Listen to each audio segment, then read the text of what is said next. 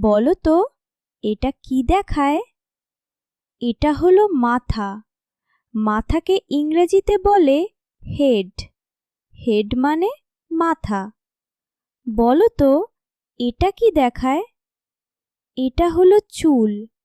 চুলকে ইংরেজিতে বলে হেয়ার। হেয়ার মানে চুল। বলো তো এটা কি দেখায়? এটা হলো হাত। হাতকে ইংরেজিতে বলে হ্যান্ড। হ্যান্ড মানে হাত। বলো তো এটা কি দেখায়?